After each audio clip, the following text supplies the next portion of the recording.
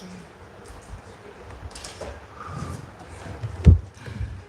Okay. Well, first of all, sorry for the delay. I forgot the tripod.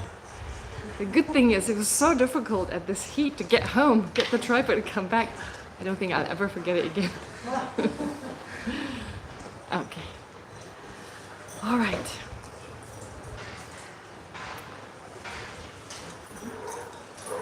Now so far, oh, Chula, Yankila, Venerable Yanki. Please sit in the front. You prefer, okay, all right, sure, of course, sure. Okay. Well, as part of our meditations before class, and hopefully at home, I've asked you to do this as a homework. We've been going through some of the yes.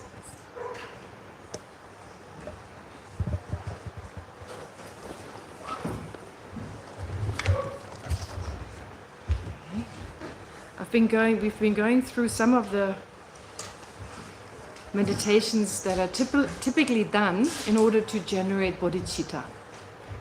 So we started off with trying to get closer to other sentient beings, generating that closeness, as well as the sense that all sentient beings are worthy of love, are deserving of love, are lovable. These two stages, they're usually described as affectionate love towards sentient beings. Then last time we spoke about great compassion, which follows from that kind of mind. Here, the mind that not only wishes for all sentient beings to be free from suffering, and when we say suffering, it includes also any kind of limitations, any kind of faults. So that wish to help, well, the wish for them to be free from all that. And on top of that, and that's important, the wish for all sentient beings, or the wish for us to be able to protect all sentient beings from all their suffering. Why are we saying that? Why are we adding that? Well, let's see a little later. We'll speak more about this, but why is it important? I wish to protect all sentient beings. But for now, well, we did that last time. Today, it's the altruistic attitude that I want to emphasize. It's usually described as the altruistic attitude. Literally speaking, it means like the special attitude.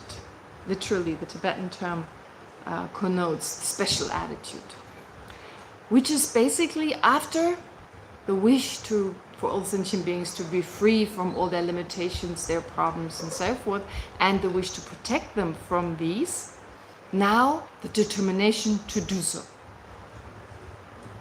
After that aspiration, which is not just a kind of temporary wish. I mean, it sounds like, oh, I wish for also, it's that aspiration, like really strong wish to do so, like strong aspiration, but that's still not feeling determined to do so. Determination, the kind of determination to really do something to be of benefit to all sentient beings. In fact, to help them to find lasting happiness. For so many reasons, we went through all the reasons. We couldn't exist without other sentient beings in the first place. Then going back in the past, every sentient beings since beginningless lifetimes have been extremely close to us. We just don't remember.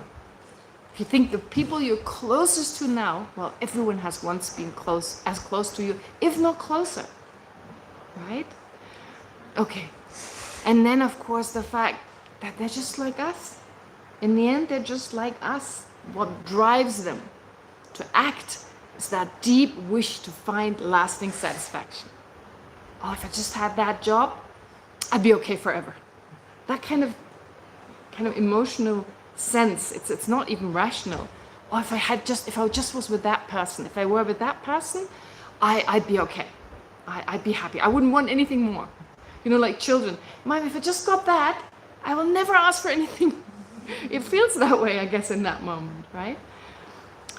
So that lasting satisfaction, we all seek it, and all sentient beings are the same. So if we feel we deserve it, so do other sentient beings. And now we found a way to bring this about for all sentient beings. Might as well work towards it.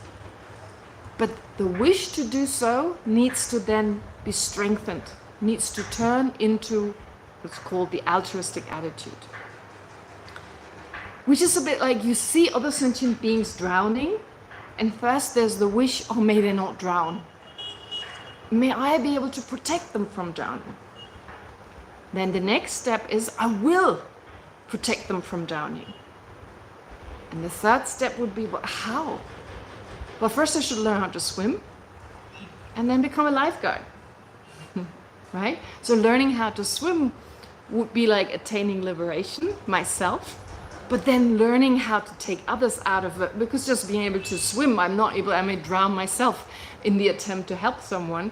Therefore, become a lifeguard. And we all have the potential to become lifeguards, to become fully enlightened. So that's the kind of the step-by-step kind of meditation. So closeness towards sentient beings, seeing them as lovable, then the wish for them to be free from suffering, and taking it even further, the wish for us to be able to protect them, to help them to overcome their suffering, and then the determination. No matter what, I'll do this. I have a precious existence, a precious human rebirth with so many freedoms, with so many opportunities. Who knows when that opportunity, when these freedoms come again?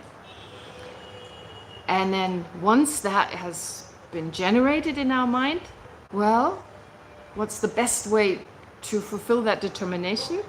Becoming a lifeguard, becoming fully enlightened for the benefit of all sentient beings. All right, so let's do the meditation together. And I'll stress the altruistic attitude more than bodhicitta, but bodhicitta, of course, is the motivation that I'd like you to generate in preparation for today's class, which is then followed by the prayers. We'll then recite the prayers together. Okay. Now take a moment to settle the mind. Focus on your breath.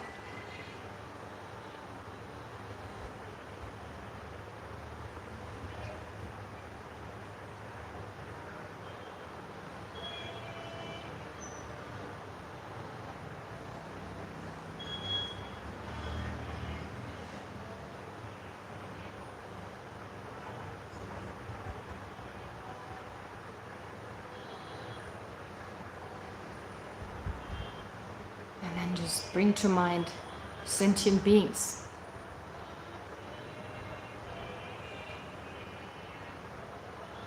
Whether as human beings, as animals,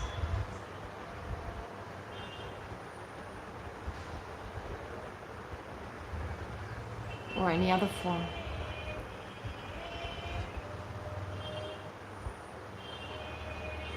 We are connected to all sentient beings.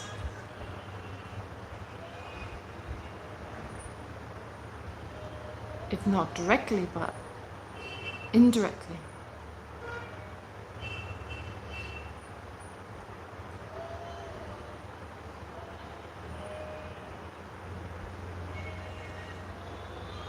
And we've all been so extremely close to sentient beings at some point in the past.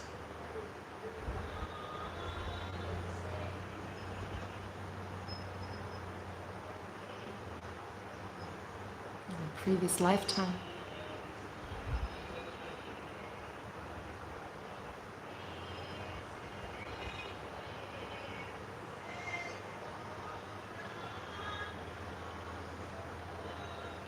And sentient beings are really just like us.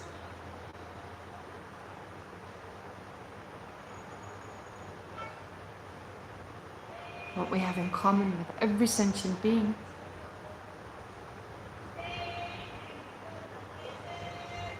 the wish to be free from suffering, problems.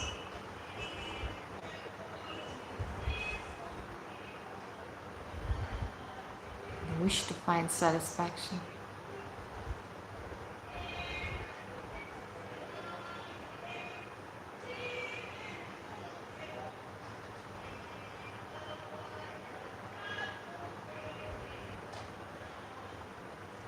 And so let's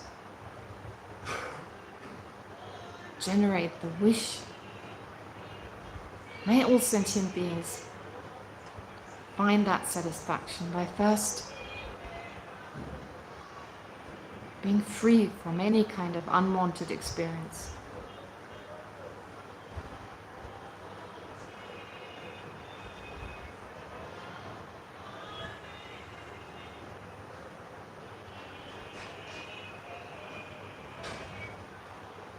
And may I be able to help them overcome anything that is in the way for them to find lasting happiness.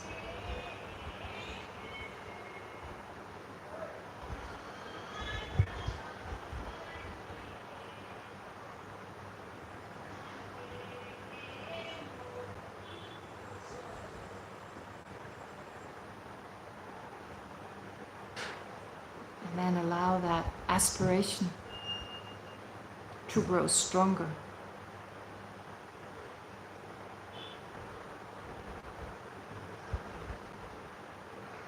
To give way to the altruistic attitude that is determined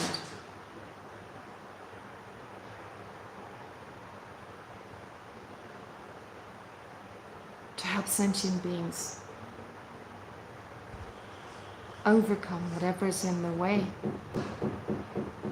to their finding lasting happiness.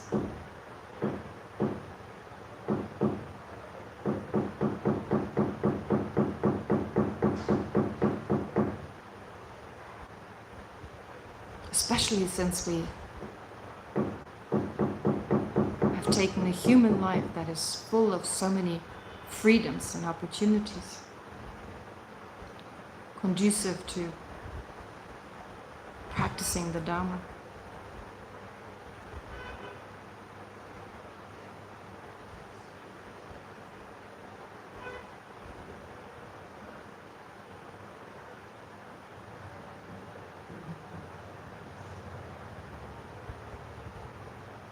But how can we be most effective? Well, by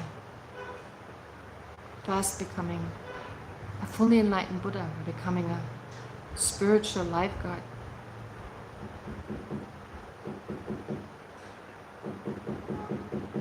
And so let's generate the sincere aspiration to attain the enlightened state of the Buddha for the benefit of each and every sentient being.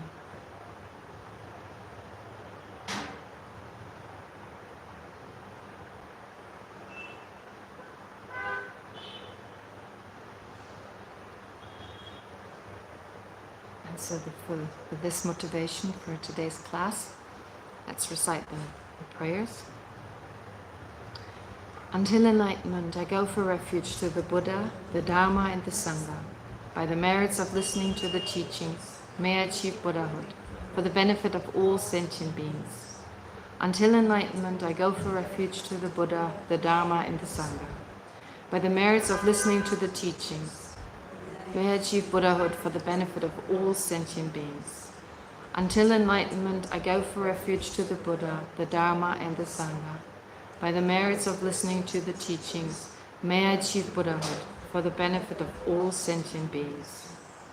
May all sentient beings have happiness and the causes of happiness. May all sentient beings be free from suffering and the causes of suffering. May all sentient beings never be separated from the happiness that is free from suffering. May all sentient beings abide in equanimity, free from attachment and anger that holds some close and others distant. Okay. So as it's usually done when you teach a class or when you receive a class, there's a lot of summaries, just because there's so much information. So today I thought just quickly summarize what we've done so far. So we're reading Lama Tsongkhapa's text. Well, that's the Tibetan version, and then there's the very thick English version by Geshe Jimba. Well, in this text, Lama Tsongkhapa first offers homage to his personal teacher, like for instance Zendawa, as well as to the Buddha, Manjushri, and then the great Indian masters like Nagarjuna, Ayadeva, Buddhapalita, Chandakirti, and so forth, Shantideva. So those masters. By saying, well, through them, through their explanation, we can fully come to realize emptiness. And in that way, he connects us to this authentic lineage of these great masters. And then he makes the promise to write this text, and also talks about the purpose. Part of this promise is why do I compose this text? Well, to explain emptiness on the basis of Chandakirti's text. Well, not just emptiness, more than emptiness, but mainly emptiness based on Chandakirti's text. Especially because at that time when he composed the text, emptiness was misunderstood by many in Tibet. So many, when they heard emptiness for the first time, generated a wrong understanding. Now the thing is, of course, there were other traditions of the four Buddhist traditions: Nyingma, Sakya, Kagyu, and Gelug. Gelug was the last tradition that developed. And already emptiness had been greatly explained by amazing scholars, by amazing practitioners in Tibet. But some still misunderstood the teachings. So some students of the Dharma, for whom these teachings maybe were too profound or were too difficult, definitely too difficult, they fell into the extreme of nihilism, for instance. And so therefore, Lama Tsongkhapa felt it was necessary to offer a different approach. The different approach was not that he didn't explain emptiness or that the masters before him didn't explain emptiness, but just the emphasis was different. It was a slightly different emphasis, different words were used, and for some people that was just more beneficial. For the rest of the students who still followed the other traditions, the Gelugpa tradition wasn't the right kind of approach. And we find that to be the case even nowadays. So you have the four traditions which are all thriving, based on which you can attain the enlightened state of a Buddha. They have the complete path, but they describe emptiness, for instance, in particular philosophical concepts as difficult as emptiness in a slightly different way. And to some that's very helpful, and to others a different approach is helpful. Anyway, the purpose was really to remove the wrong view of many in Tibet at the time who had just fallen into one of the extremes. Anyways, then Lama Tsongkhapa starts by saying, well, Chandakirti calls this text entering into the middle way, and explains a little bit why it was called entering into the middle way. He explains the reason for calling it that. And says basically, entering here means to embark on explaining the fundamental wisdom, that main text which deals with emptiness, Nagarjuna's text, Fundamental Wisdom. So I'm going to embark on explaining this, but he doesn't just do that, he supplements it.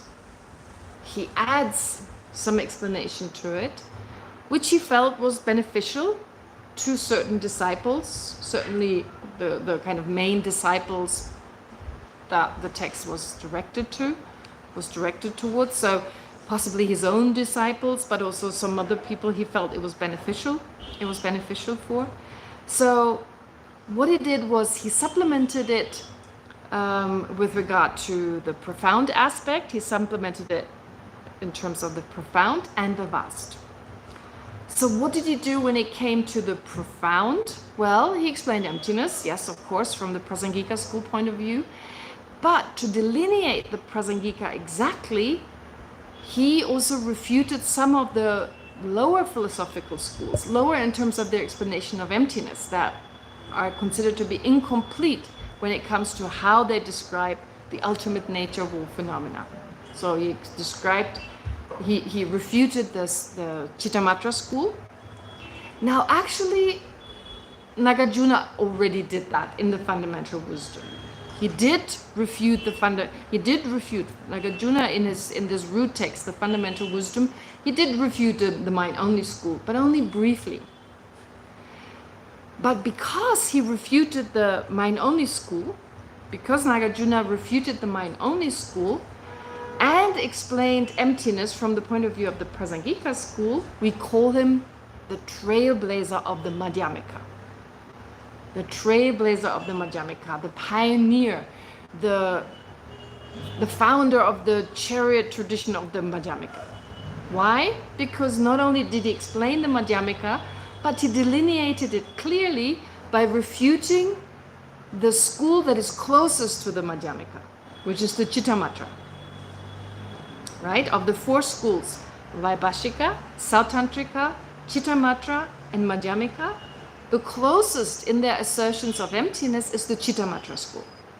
And so by refuting it, even if only briefly, he received the title of that pioneer of the Madhyamika. But because although he taught the Prasangika emptiness, he never clarified the difference between Prasangika and Svatantrika. By refuting the Svatantrika, he's not called the Prasangika trailblazer. He's not called that. So that title went to Chandrakirti. Because Chandrakirti, not only did he extensively, just as Nagarjuna briefly refuted the Chittamatra, he extensively refuted it, but then he very clearly delineated the Prasangika. He said, okay, so of the two Madhyamika schools, Svatantrika and Prasangika, okay, Prasangika means such and such. Svatantrika doesn't go all the way. It doesn't refute enough when it comes to emptiness.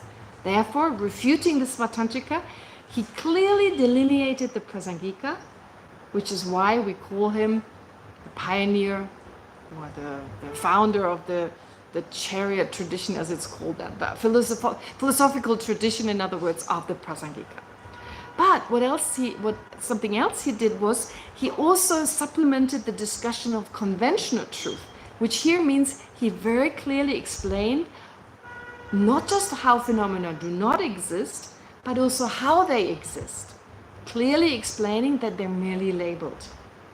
Because there was the danger of people falling to the extreme of nihilism, reading, for instance, the fundamental wisdom, where Nagarjuna just negates inherent existence, but doesn't say much, or doesn't explain as clearly as Chandrakirti did how phenomena really exist. But then he also supplemented Nagarjuna's fundamental wisdom with the vast aspect. He described, on top of explaining emptiness, everything else we need: great compassion, bodhicitta, and then the different levels of the path that take us to enlightenment. The 6 paramitas, the 10 paramitas. So he described all those, and in that way gave us a full picture of the entire path to the Mahayana.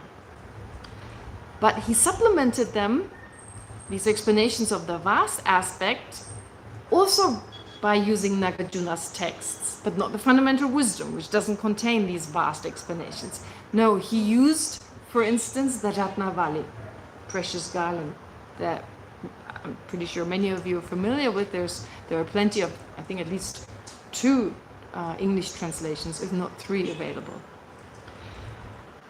Okay, so in that way he said, that's why I composed this text. I entered the fundamental vehicle. In other words, I embarked on explaining this text, but be aware, I supplemented it in this way.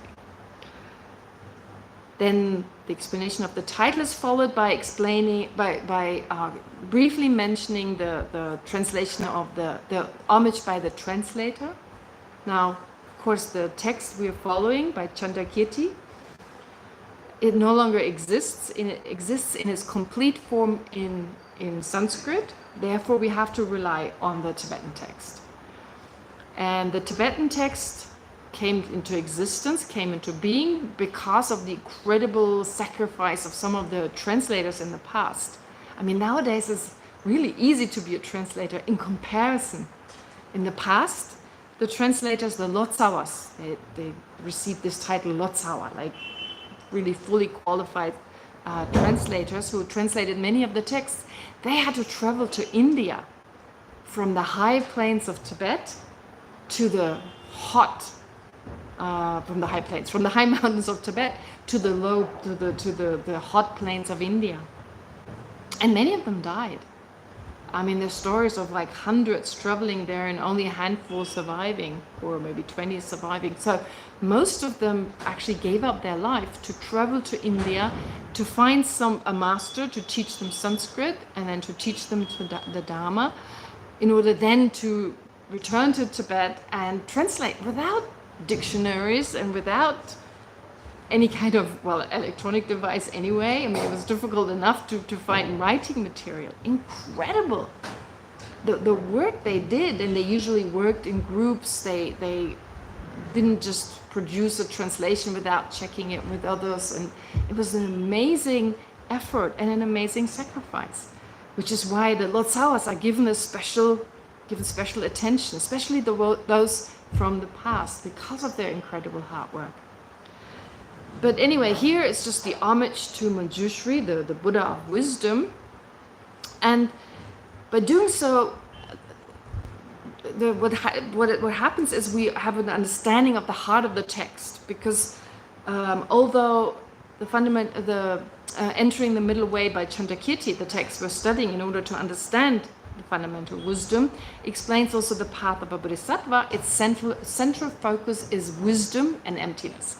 So by paying homage to Manjushri, the translators paying homage to Manjushri, we already know the main content. It's emptiness. We know what to expect. And then follows Chandrakirti's opening verse, which explains that great compassion is the root of all spiritual practices. That's really beautiful if you think about it. So whatever spiritual practice, especially when it comes to Buddhist spiritual practice, usually there's a goal, which is either self-liberation or full enlightenment, at least in terms of long-term goals that do not degenerate. Well, in both cases, the root is great compassion. And in what way does he explain that? Well, the first verse reads, Shravakas and middle-level Buddhas arise from sovereign sages. So in other words, hearer and solitary realizers, those two kinds of practitioners who aim for self-liberation, they arise from Buddhas. And Buddhas are born from bodhisattvas. The compassionate mind and non-dual cognition, as well as the awakening mind, these are the causes of bodhisattvas. So what does this say? It's like the step-by-step here.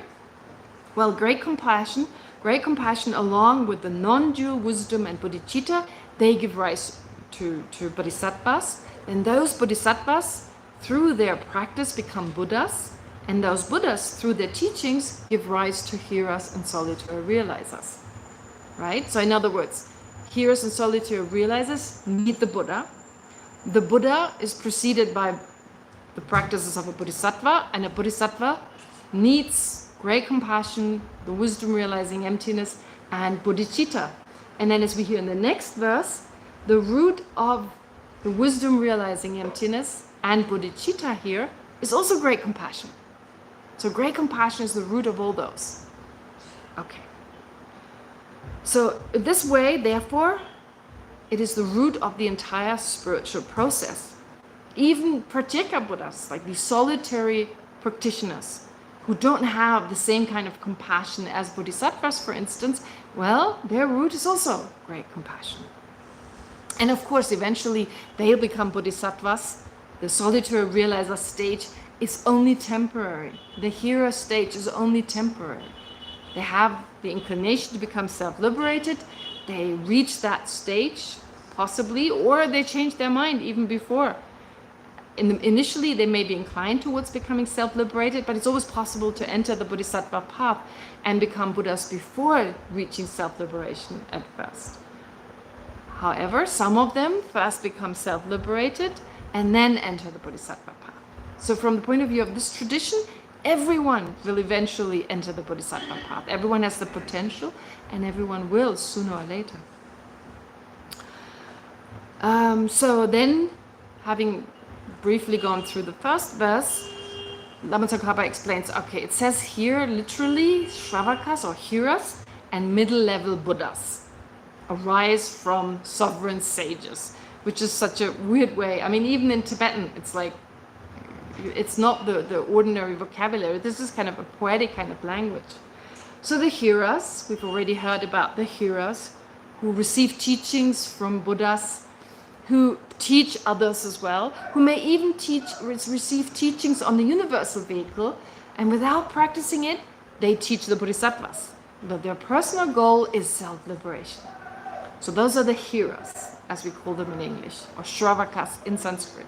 And then you have this weird term, middle-level Buddhas, that even Lama Tsongkhapa kind of criticizes. He criticizes the translation in Tibetan, because the word Buddha in Tibetan usually refers to the completely enlightened one, whereas the Sanskrit word has more meanings, more meanings than just that. So one meaning of Buddha is Tattva Buddha. Buddha can mean here Tattva Buddha, which means realizing suchness, coming to know, truly understanding suchness. That is a word for Buddha.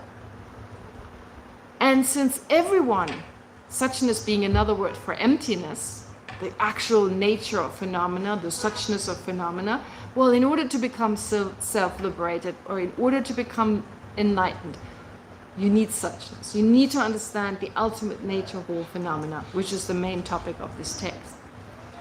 And in that way, there are three types of practitioners. There's a lower level realizer of suchness, there's a middling level realizer of suchness, and there's the highest level of a realizer of suchness. Suchness meaning emptiness. So which one is the lower level realizer of suchness? Which one is that?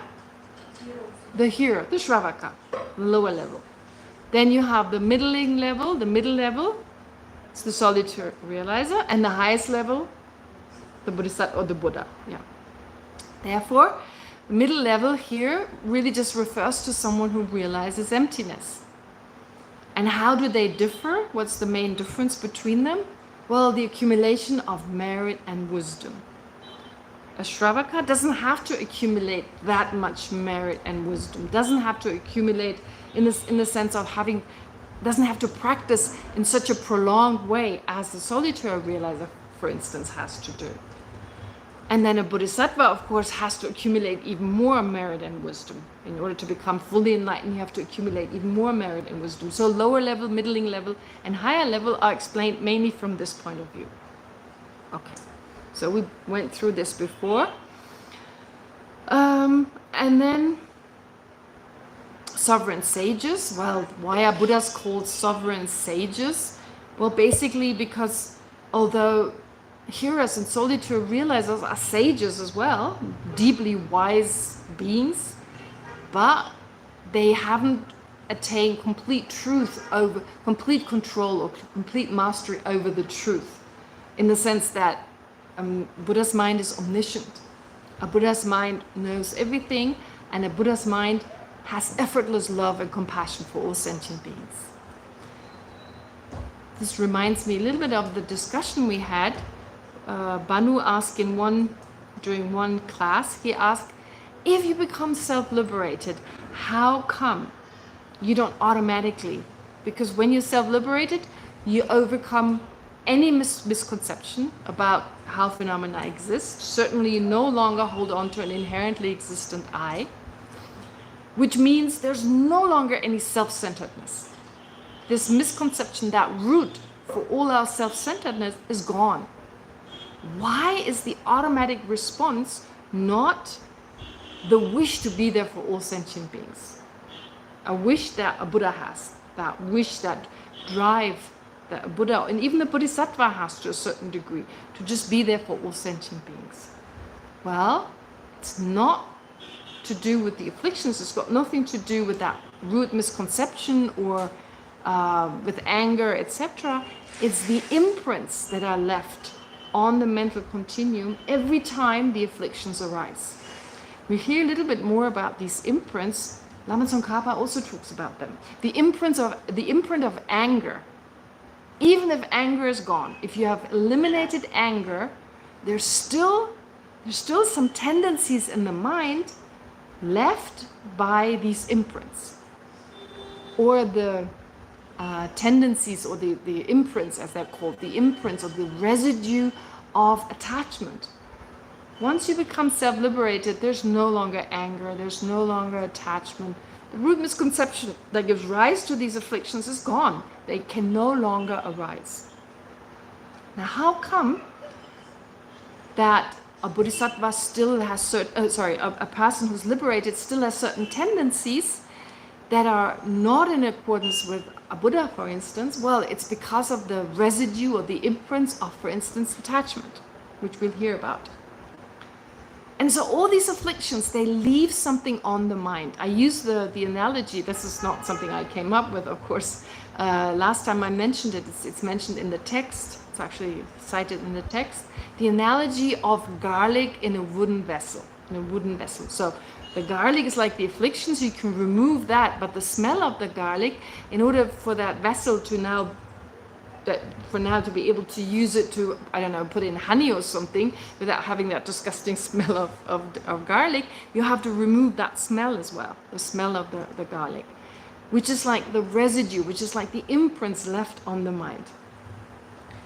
Ordinarily, we describe these imprints as that which keeps our mind from knowing. Our mind can know things, of course. It knows certain things, but what it can know is very limited. Our sense consciousnesses are very limited. Our mental consciousness is quite limited. A Buddha's mind is omniscient, not because the Buddha amassed a lot of knowledge over the years as a bodhisattva. No, because the Buddha was able to remove from the mind, that is actually not in the nature of the mind, these imprints. Well, first, of course, the afflictions that are like the garlic, and then the imprints as well. It may not actually make sense, but I gave you an example before, so I'll repeat this now. When we first hear a Buddha cannot know everything because of the afflictions, the thought may arise like, what does that have to do with anything? If I have anger, I can't know everything. If I have attachment, I can't know everything. Well, there may be a kind of a coarse way to think about it, in the sense that anger and attachment all arise from self-centeredness, which in turn arises from our root misconception of reality. So that root misconception, it first gives rise to selfishness, self-centeredness, an attachment to I and mine, believing that my happiness is more important than that of others. So once we have that root misconception, there's nothing we can do to avoid that self-centeredness. It just naturally arises. But the stronger it is, and that I guess we could know from our own experience, the stronger that self-centeredness is, the harder for us to understand what's going on around us. People who are extremely self-centered, they have a sense everything is just revolving around them. Oh, these people, they're talking quietly. They're probably talking about me. Or someone just praised this person. Oh, that was probably me. So everything is taken back to the self, right? I mean, I'm sure we know it's very hard to be aware of it when it comes to ourselves. But when we see other people who are more self-centered than ourselves, then we notice how their view of reality is totally distorted. Now, similarly, our view, hopefully we don't have that strong, that our self-centeredness is not that strong, but also our view of reality is very much influenced by that root self-centeredness, and of course the root really being the misconception of reality, but then giving rise, as I said, to the self-centeredness that determines our entire life. Everything revolves around that, and therefore we don't even have the space of mind to see things as they are. We're not interested. We're interested in I, me, and mine. And of course, experience so many problems. Who has the time and energy to dedicate our lives towards others? That's why we suffer. That's the reason for, even when everything is perfectly all right, there's always like at least a fear for some impending problem. right? Something could happen to me, could happen to mine, which is why lasting peace is just not going to happen as long as we have that mind. But even when we remove that mind and lasting peace is there, the ability of the mind to know what everyone else is thinking, what they need in terms of spiritual guidance, still not there yet. We need to remove the imprints. And these imprints, once they're gone, then the true nature of our mind can come to the surface. Which means not just knowing everything the way it actually is, but on top of it, having love and compassion that is effortless towards other sentient beings. Because of the imprints of our self-centeredness, that effortless love and compassion does only arise when you have a Buddha. Now that may be a little bit confusing because there are passages in the texts when it says the Bodhisattva effortlessly works towards the benefit of all sentient beings. But that is only in relation to the kind of effort I, for instance, have to make in order to work for the benefit of just one person. It requires so much effort. To work towards my own benefit, very easy. I'm so good at that. I've been doing this since beginning this time. It doesn't require any effort. But to work for the benefit of others, it requires effort. Whereas a bodhisattva, in comparison, can be described as effortless when it comes towards working for the benefit of sentient beings. That reminds me of salt. You know, like every time if you take your meal with a lot of salt, let's say you put in 10 grams of salt every time you eat, that's a lot, yeah, right? And then when you remove, so today I take 10 grams into my soup and tomorrow again, if then the day after I take only 5 grams, it tastes as if there was no salt at all. So I would look at that soup as like saltless soup, where in reality it's still got 5 grams. So that's the Bodhisattva's effortlessness. So it still requires some effort. It feels like there's no effort in comparison to my effort. However, it still requires some effort. A Buddha, on the other hand, that's like 0 salt. That's like truly saltless. There's really no effort left. Why? Because anything that obstructs the mind, anything that hinders the mind from totally dedicating yourself for the benefit of sentient beings, just wanting to benefit them, wanting to lead them to a state of lasting happiness, well, all that is gone. There's nothing that keeps us or keeps a person who's reached such a state from accomplishing that or from working towards that. Okay. Hopefully this is a little clearer. It was also it connects to this question that Banu asked. All right. Yeah, and then the next line, as we've heard last time, was the line, Buddhas arise from Bodhisattvas. Okay, so heroes and solitary realizers, they arise from Buddhas, and Buddhas arise from Bodhisattvas. That's where we got to last time, and we had that whole discussion.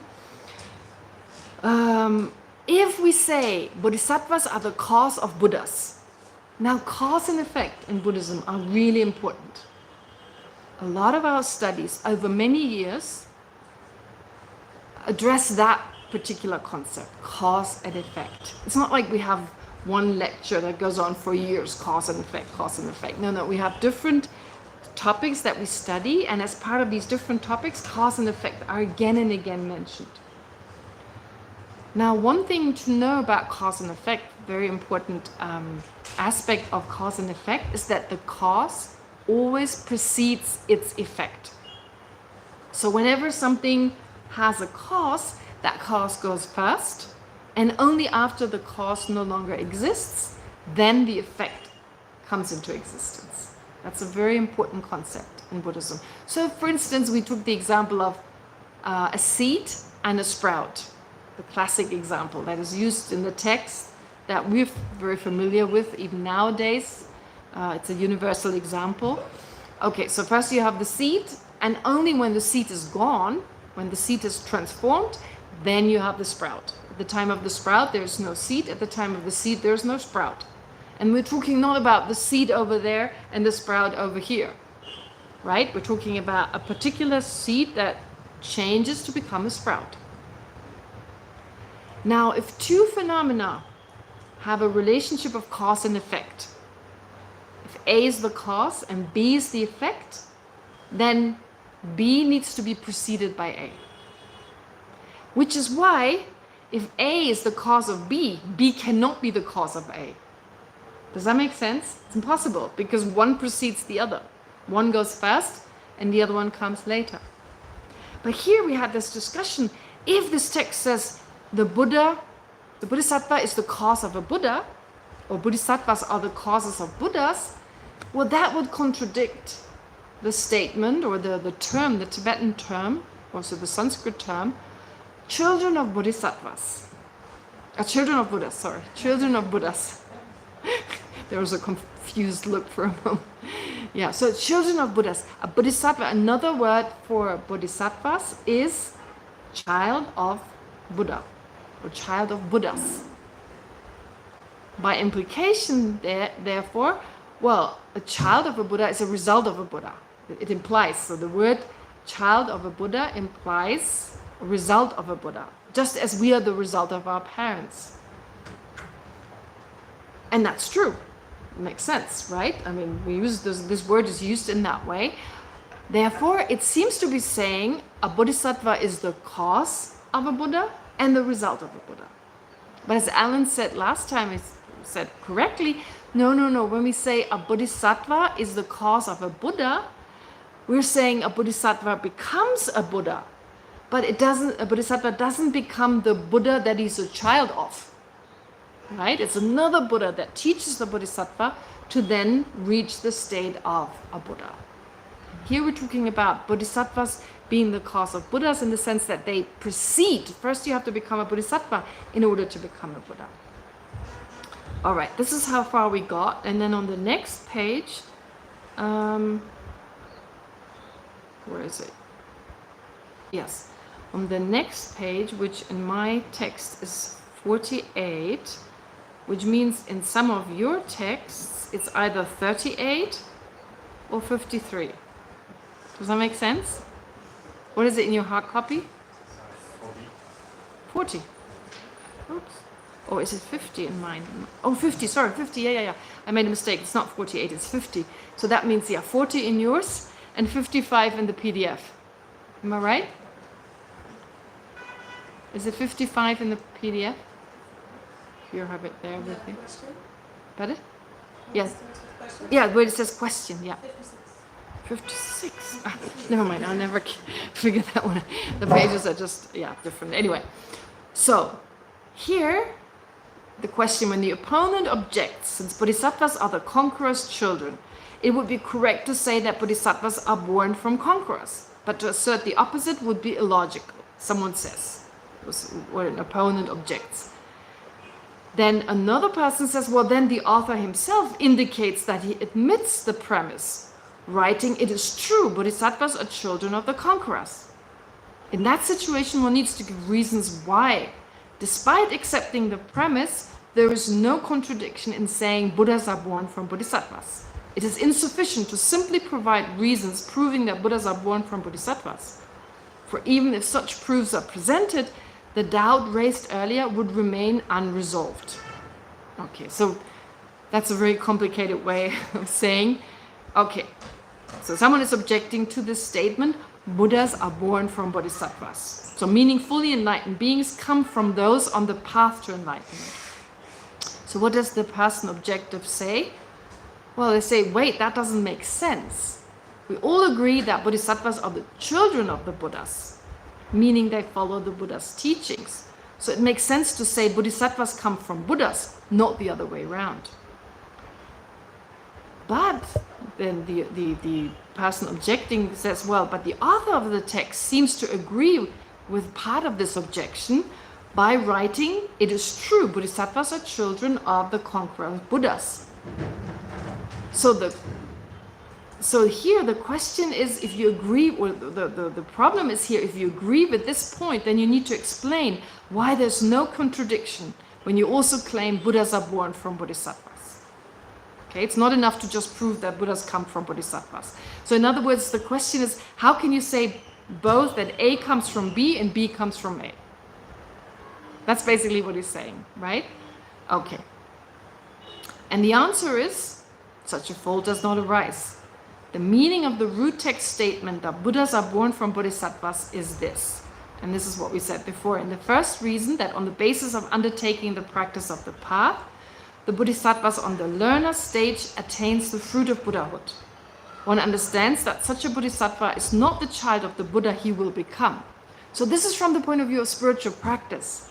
From the point of view of spiritual practice, we first have to become bodhisattvas in order then to attain the enlightened state of a Buddha. That's from the point of view of just practicing ourselves. So how can it be the case that the author is saying, though this is true to that? Furthermore, although the bodhisattva who is freshly born from our teacher's sacred words is a child of the Buddha. Yeah, so freshly born. Yeah, it's like someone... in Tibetan sounds much less weird.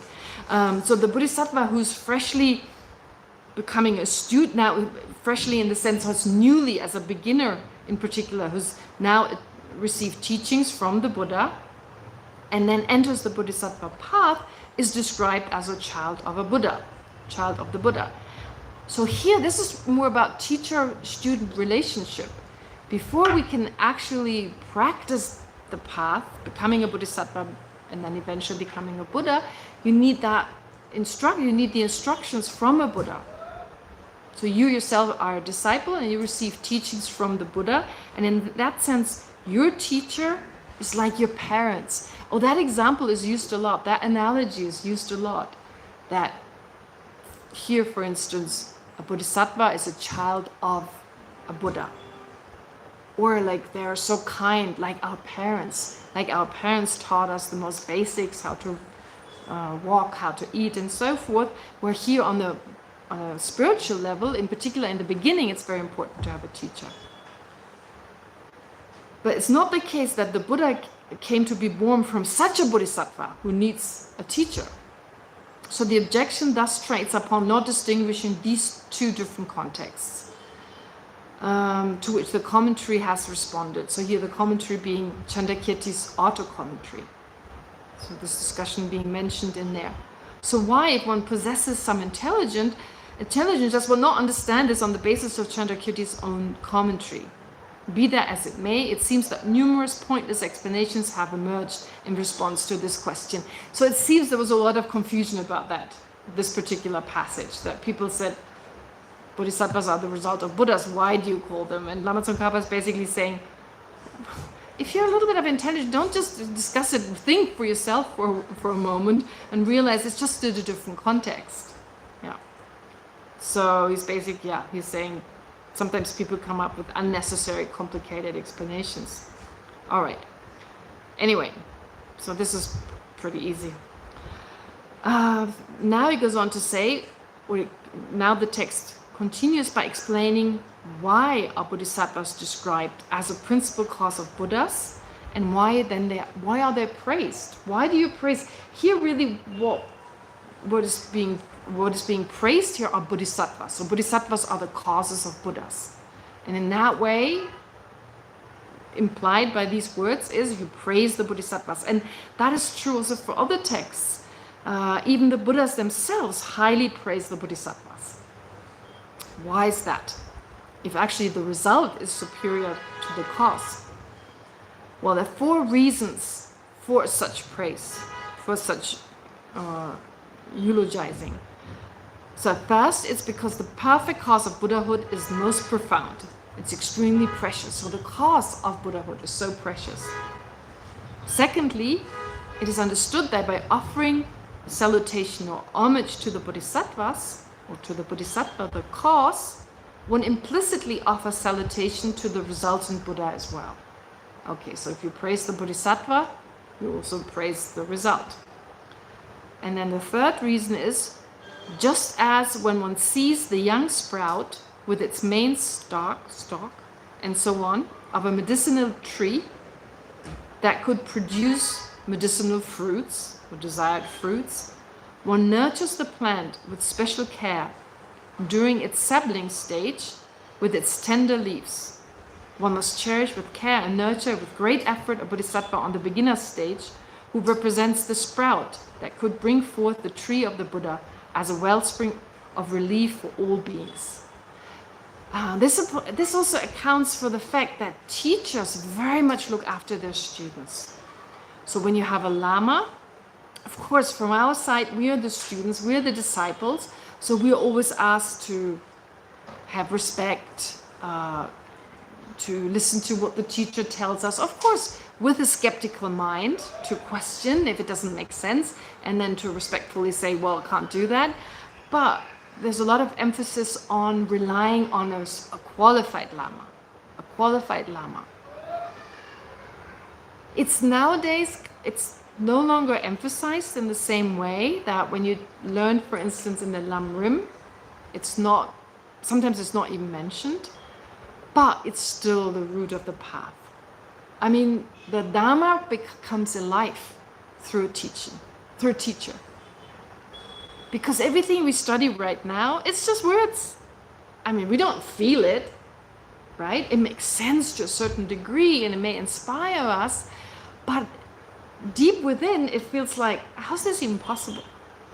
But if we see an embodiment of that, that's why it's so important, for instance, well, for His Holiness the Dalai Lama to receive teachings from someone like His Holiness the Dalai Lama or these other great masters.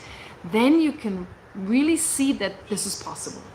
That beings embody, that there are people who embody this, which inspires us, of course, in a very profound way to practice in the same way, to follow their example. We don't rely on them forever. Reliance on the teacher is only temporary. Very important. It's not like, oh, I have to worship or I have to follow teachers forever. No, at some point, especially once we become fully enlightened, there's no longer the need. Also, when we talk about faith, we also associate our reliance on a teacher with faith. Well, faith is also temporary. There are three types of faith, really. Three types of faith. What are the three types of faith? Pardon? Yes. That's it. That was a trusting faith. That's one of them. What's the other one?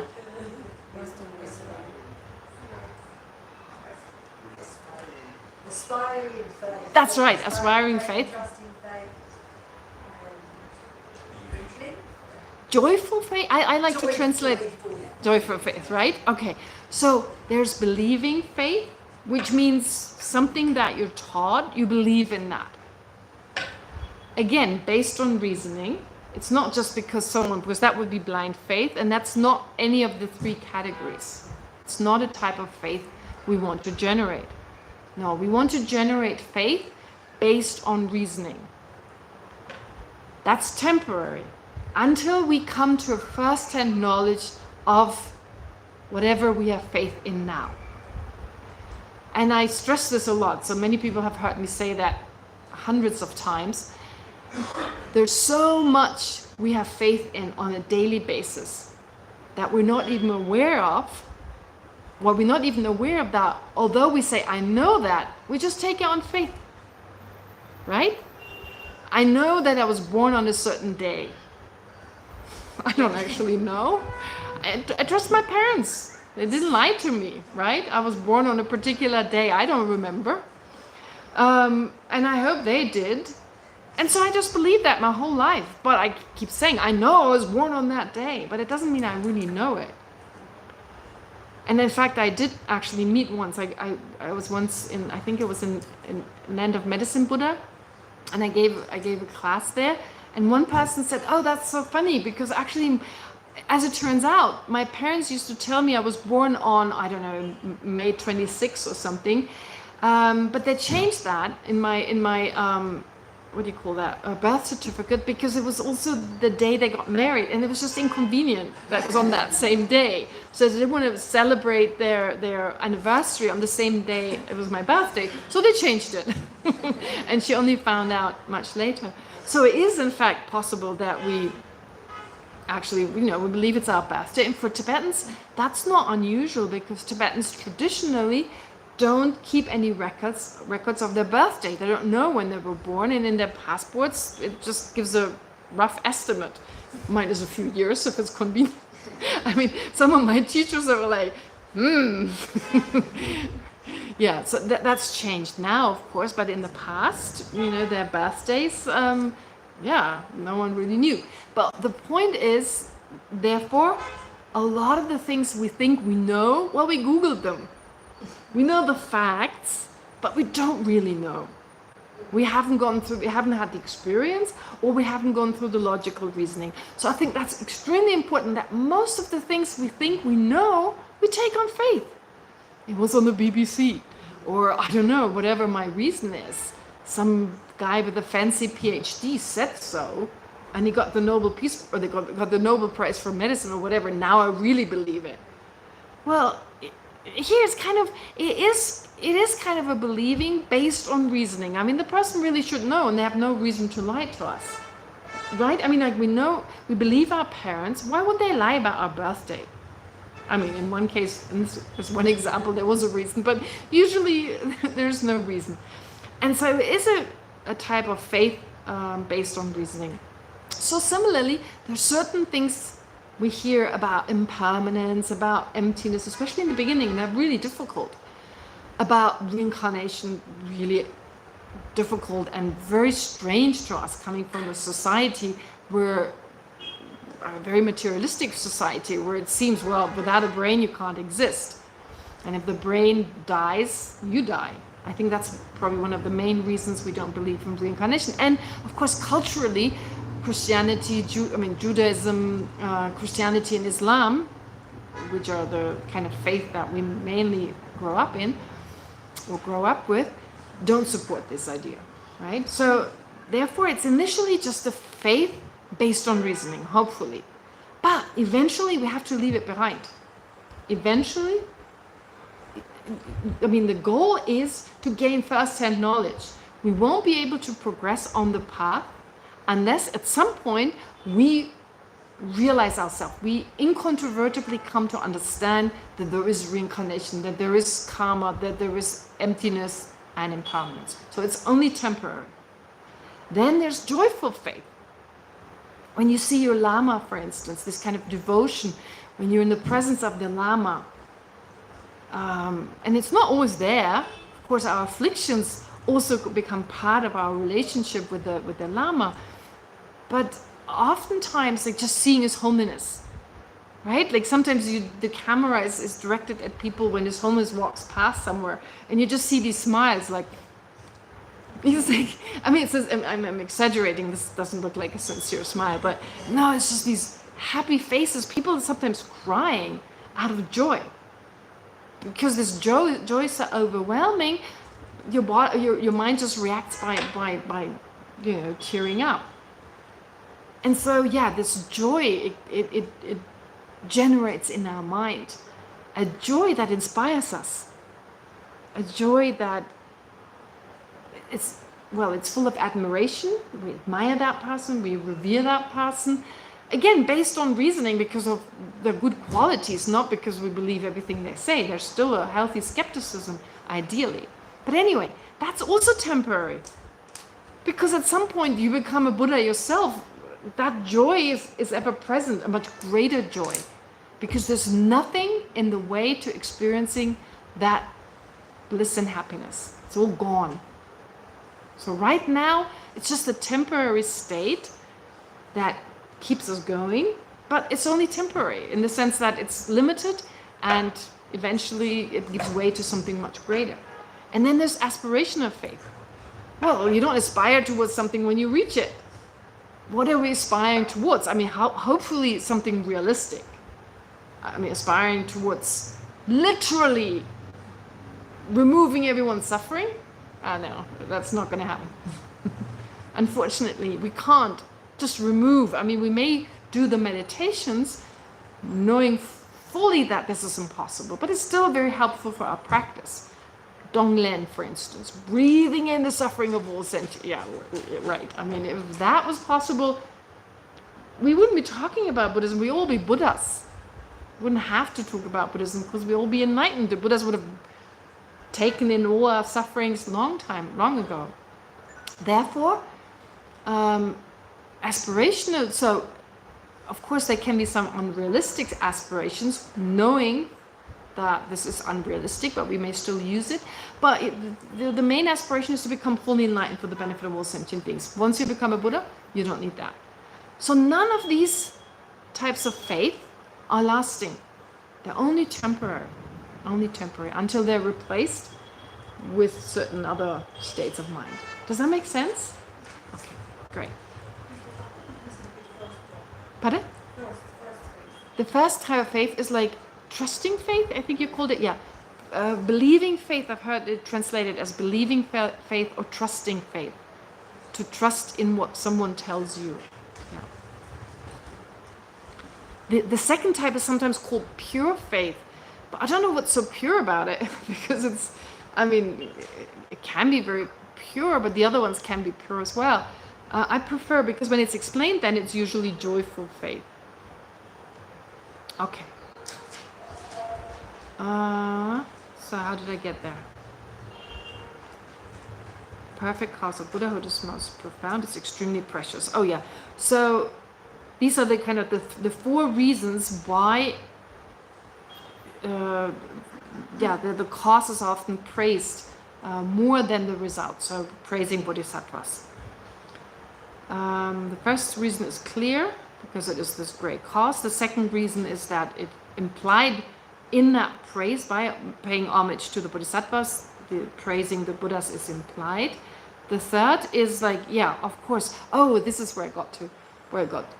This is where it comes from. So you have this relationship, student-disciples. So the student also deeply cares for the disciples. So usually we're receiving instructions from the point of view of being disciples. Okay, how do we act towards the teacher? But the teacher similarly takes on responsibility. And that relationship can be lifelong. And there's a deep care from the side of the teacher for his or her students. And in here I'm talking about lamas, like qualified lamas. Yes. Which, again, this third reason, it reminds me of that. It's so precious, these beings, because it's so difficult to practice the Dharma, especially in the beginning. It's so difficult.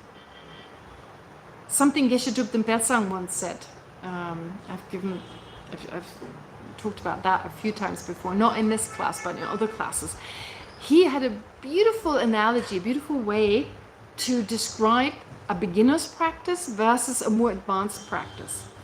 He says a beginner's practice, when we first come to the Dharma, and first, unfortunately, can also mean the first 30, 40, 50 years, can also mean the first 3 or 4 lifetimes. It just depends on our progress.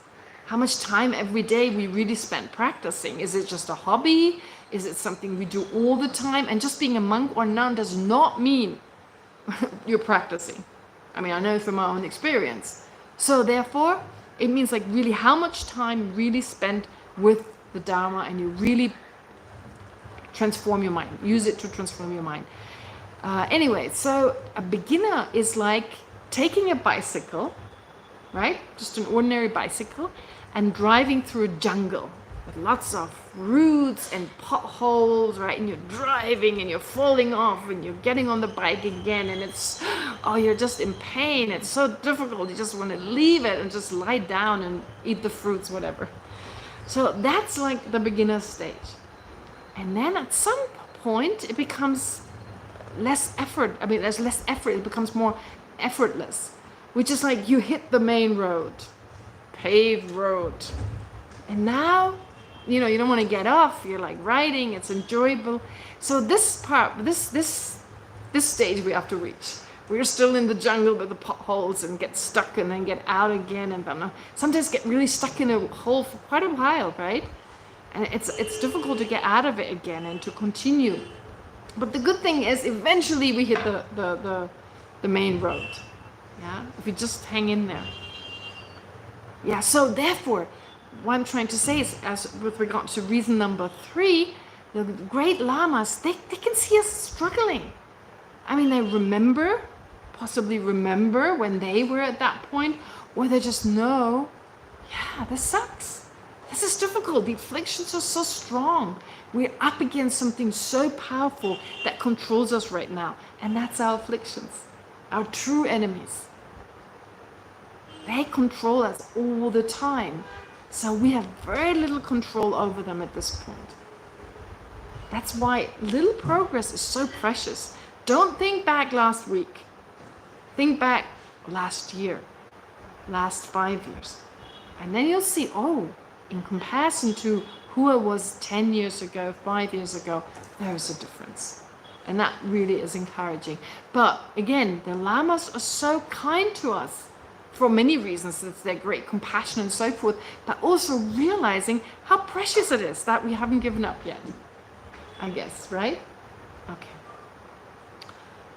And then, of course, the fourth reason is that it inspires. If we see the praise, if bodhisattvas are praised, then those in the vicinity here, I think, well, means more literally like those part of Buddhist practice who also engage in Buddhist practice, but who may actually have an inclination towards self-liberation, who are more inclined to work towards self-liberation. It may actually inspire them. Oh, bodhisattvas, I want to be a bodhisattva. Oh, self-liberation, no longer my cup of tea. I want to become a bodhisattva, right? It's possible that it inspires them.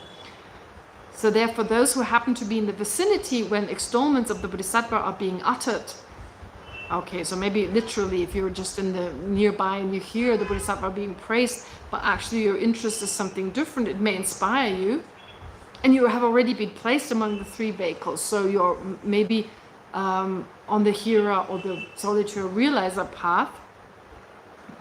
If you're already among the three vehicles. Oh yeah, okay, so Hira or solitary realizer, you're already on that path, or you're like inclined towards the bodhisattva path, but not yet determined enough to actually practice effectively. So then you're placed among the three vehicles, and you definitely connect to the universal vehicle, to the great or universal vehicle alone.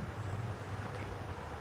So it says, for example, in the Heap of Jewels Sutra, Kashyapa, it is thus. For instance, one pays homage to the new moon, but not to the full moon.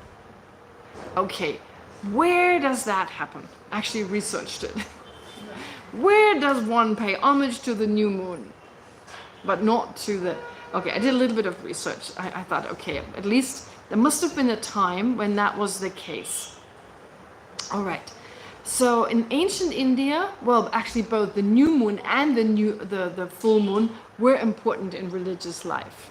Even nowadays in the Tibetan culture, it's still certain things are done on a full moon, certain things are done on a new moon.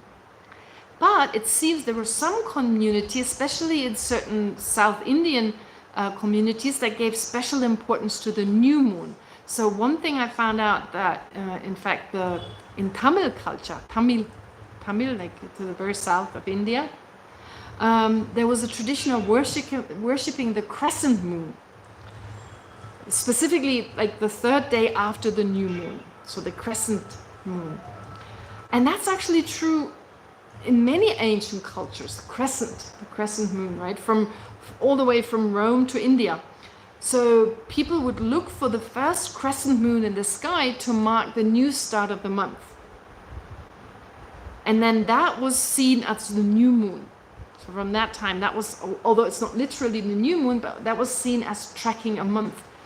And interesting, the word crescent comes from the Latin word creare, I don't pronounce it correctly, which means to create, right? To create. So the crescent moon became a powerful symbol of the creative, life-giving energy. And that again is like, oh, Bodhisattva, the crescent moon, like, you know, like it gives that life to the path towards Buddhahood. And so therefore, I guess maybe that's what this sutra is talking about, this discourse for... Actually, it's mentioned that this is the Heap of Jewels Sutra, but the Heap of Jewels Sutra is called Maharatnakutta Sutra in Sanskrit, Maharatnakutta, or the Great Heap of Jewels Sutra, was one of the earlier Mahayana sutras, and it consists of 49 different sutras. It's a collection of 49 sutras. And one of them is the Discourse for Kashyapa. That's the one that this quote is from. Now I'm saying all this because I don't want you to just read, oh yeah, just another sutra. Because my teachers, for instance, have always encouraged us, well, do your studies, not relying on the sutras. I mean, yeah, in a way we do. We talk about the Perfection of Wisdom sutras, but what do we end up reading? Maybe the Heart Sutra, yeah, we read that regularly. But for instance, we study the Perfection of Wisdom sutras, which is like the main body of one of the main bodies of sutras we study, but we never read them, except for the Heart Sutra, and that's very short. We always study commentaries of commentaries of commentaries. And there's a reason for that, because fully understanding a teaching from 2,500 years ago, and I mentioned that before, is difficult without a commentary. So the commentaries, they decodify what is meant. I make this movement because the next thing I was going to say is that many of the Tibetan commentaries are called the golden key to the box of this particular teaching, right? It doesn't say the box, but it does talk about a golden key, like a key opens things for us. Many times the commentaries are also called like the opener of, that which opens something. So in a way, like these great sutras, they're like in a box, they're like locked for us because we don't talk like that any longer. We don't teach like that any longer. The teaching style reflected in the sutras is from 2,600 years ago. And it's very difficult to really understand what they mean. So it's almost like someone locked them in a box. We need the key, the golden key, to open them and then to be able to understand them. Therefore, right now we study commentaries of commentaries of commentaries of commentaries, which is fine because every time the newest commentary is usually the one that aligns with our own way of learning, of understanding and so forth. But then we go back to an earlier commentary, and ideally, once we finish our studies, go back to the sutras, read the sutras.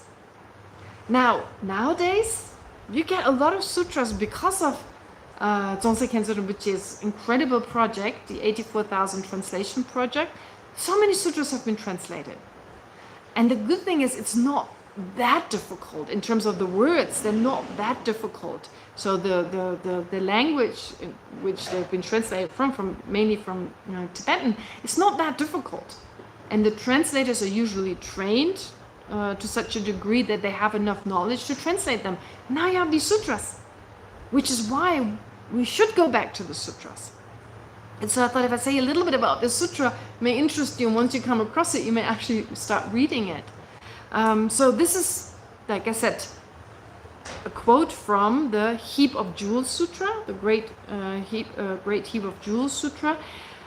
And it's actually, of the 49 different ones, the Discourse for Kashyapa. Mahakashyapa was a disciple of the Buddha. And it's called, in Sanskrit, Kashyapa Parivata, but anyway, the English is more helpful. And some scholars think that it dates back to the 1st century of this common era. Okay, so that's when it appeared. I mean, it existed beforehand, before that already, was from the time of the Buddha, but it became a mainstream kind of text at that time, which is something I remember now. Aiden, after last class, he said something to me which was helpful. Like when I spoke about what Jack suggested last time, to not use words such as Hinayana and Mahayana. Absolutely right. Instead, to describe the foundational vehicle, or the Pali tradition, and then instead of saying Mahayana, saying universal vehicle, or the Nalanda, the Sanskrit tradition. But then Aiden also pointed out, some talk about earlier Buddhism and later Buddhism. Earlier in the sense that the teachings of the foundational vehicle, they were publicly taught at the time of the Buddha. They were right away the mainstream kind of teachings. Whereas the other teaching, and they earlier in the sense, yeah, they were publicly known at the time when the Buddha was around. The other teachings appeared only later, because in the beginning, the teachings on the universal vehicle, that is the teachings on how to become enlightened, etc. So these teachings, they were taught only to a few people at the very beginning, not to the large masses, and therefore they were passed on by few people and didn't become a mainstream teaching right from the beginning. They did later on. So 1st century, 2nd century of this common era, yeah, they become publicly known, which is why some scholars believe they weren't taught by the Buddha, which is definitely not the case. They were taught by the Buddha, but they didn't become public.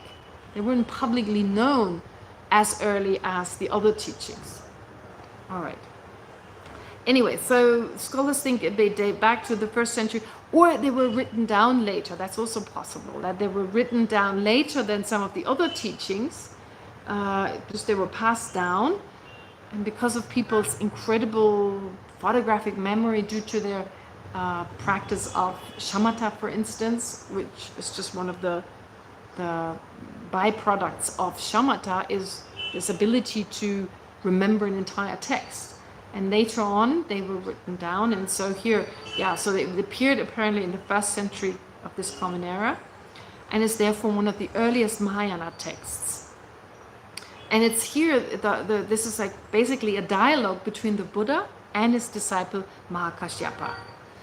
Maybe if you're interested, it addresses some beautiful ideas. For instance, the Bodhisattva ideal. It talks about the Bodhisattva ideal. It talks about true Bodhisattvas and false Bodhisattvas, which is quite interesting. So like just thinking, oh, may I become enlightened, may I become a Buddha for the benefit of all sentient beings. Just thinking that doesn't mean you have bodhicitta. It's much more than that. It's driven by that great love and compassion, altruism and so forth. Only then can you have true bodhicitta. So it's very important to understand that that compassion and bodhicitta, great compassion and bodhicitta, go hand in hand. Then it also talks about emptiness, the middle way. So it speaks about the importance not to fall into the extreme of nihilism and not to fall into the extreme of purification, and to understand that although phenomena lack inherent existence, compassionate action still exists. So to not deny that. And it also reminds us that the teachings of the Buddha will not always be around. Let's not wait for too long. They will degenerate. At some point the Dharma will no longer be there. So it's important for us to contribute to maintaining the Dharma through our own practice, through supporting other practitioners, and to know it's not always going to be around. I think these are all important points which this sutra kind of clearly talks about. So therefore, at least we know a little bit more of this particular sutra. And here it talks about just as the new moon in some communities and some ancient communities was, revered more than the full moon. Well, likewise Kashyapa, the Buddha says to his disciple Mahakasyapa, those who thoroughly revere me should pay homage to the Bodhisattvas. So if you revere me as the Buddha, well, you should revere the Bodhisattvas, but not so to the Tathagata. So you pay more homage to the Bodhisattvas than to the Buddhas, for the 4 reasons given before. It's actually more important here. Why? It is from the Bodhisattvas the Tathagatas emerge. And all the Shravaka and particular Buddhas emerge from the Tathagatas. So Tathagata, of course, being another word for Buddha. Okay, does that make sense? The above citation establishes by means of scriptural authority how the Buddhas are born from the Bodhisattvas, while the 2 reasons stated earlier establish it through reasoning. So first you had reasoning that established that Bodhisattvas are the cause of Buddhas, and then you have a scriptural quotation that also supports that. Therefore, the reason no direct salutation is offered to Shravakas, Pratyeka Buddhas, Buddhas and Bodhisattvas, famed as objects of salutation elsewhere, so other texts very much praise them. The reason it's not done here is because a salutation is offered here to the root cause. And the reason these 4 categories of persons are shown in their respective sequence, Shravakas, Pratyeka Buddhas, Buddhas and Bodhisattvas, in the two lines, Shravakas and middle way Buddhas, as causes and effects, is to help identify what constitutes their final root cause. In this light, although it is on the basis of what is taught by the Buddhas and the Bodhisattvas, in this light, although it is on the basis of what is taught by the Buddhas that the Bodhisattvas are born, it is not necessary to explain the line Buddhas are born exactly the same manner as the birth of Shravakas and Pratyeka Buddhas. So it's implied, as I said last time, when it says hearers and solitary realizers arise from Buddhas, it's implied that, of course, Bodhisattvas also need Buddhas that teach them so that they become Bodhisattvas. The significance of demonstrating how these two are born from sovereign sages is to show how, when traced to their source, even the roots of these two are connected to compassion. How the root of the Bodhisattva connects to compassion is explained separately. All right. So how do Bodhisattvas connect to great compassion? That will be explained in the next section. Okay. All right. Is there a question? Ah, yes, Varda gave the numbers. All right, any questions so far? I think it's pretty straightforward, but just in case, yes, please. I have a question, but it's a little bit off topic a bit. Okay, let me. But it's to do with the bowl and the garlic in the bowl. Oh, yes, okay. So you remove the garlic and the imprints are still there. Mm-hmm. So is that why all these HHs and Rinpoches and such were using women and misbehaving? Because they still got imprints and they weren't really fully united in person. You mean some of the Rinpoches misbehaving? Yeah. Oh. And like people they get titles like HH.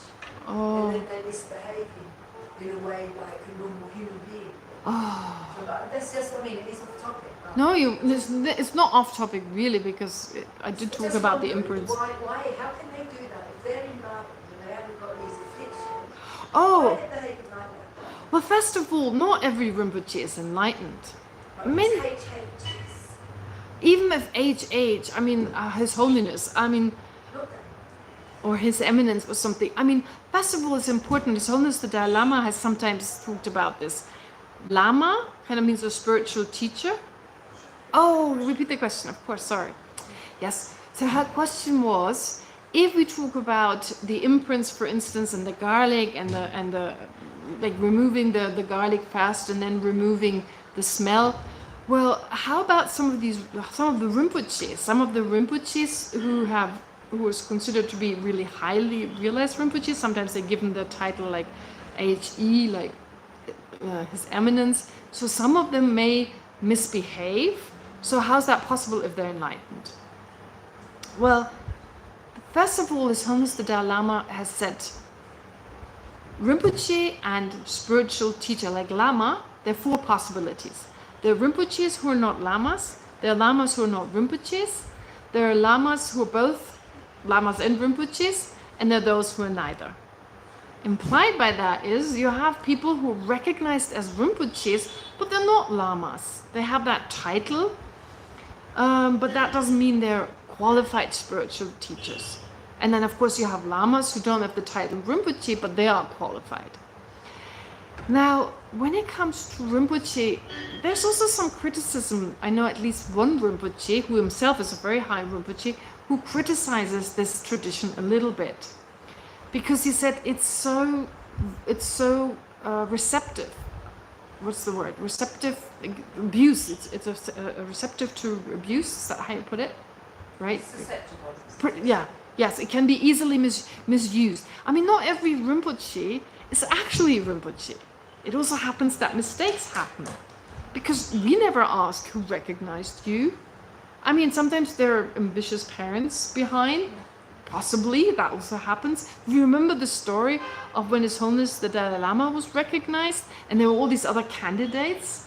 Well, there were probably some parents who were like, oh, wouldn't it be nice if my boy, be recognized? Sure. So that's happened. That's just human nature. So first of all, we don't know whether every Rinpoche is really a Rinpoche because there's no certificate.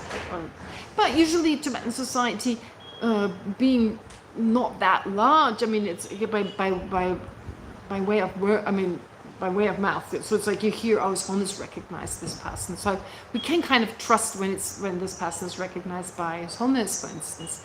But then there's sometimes, and my teacher, I remember one of my teachers who, Geshe Getsula, some of you know, Gen Getsula, yeah. So he said, well, some Lama or some children are recognized as Rinpoches, even though there is no reincarnation that is recognizable, that the person doesn't want to be recognized. So there's no indication coming from the side of the person who passed away.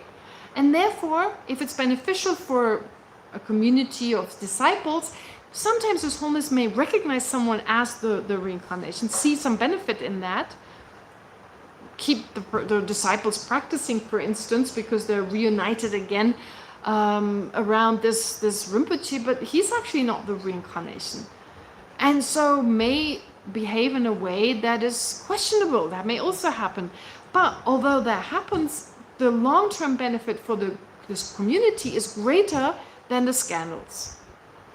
And then you have Rinpoches who sometimes act in an unconventional way, who actually, I mean, maybe a teaching in itself, but for us, I mean, there are these stories of crazy wisdom, as it's translated in yeah. But that's very dangerous. It's dangerous. It's like, oh, it's all crazy wisdom. I mean, we don't know what it is. Sometimes they do unconventional, weird way things, you know, like, and it may inspire some and it may not inspire others, but it always depends on what is that crazy thing in the end, right? So, what mechanism is there in Buddhism to reel in these lamas that are being abusive? Oh, what mechanism?